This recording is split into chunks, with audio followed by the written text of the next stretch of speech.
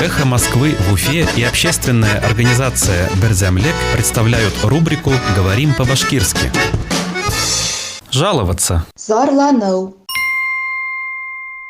Врачи жалуются. Табиптар зарлана.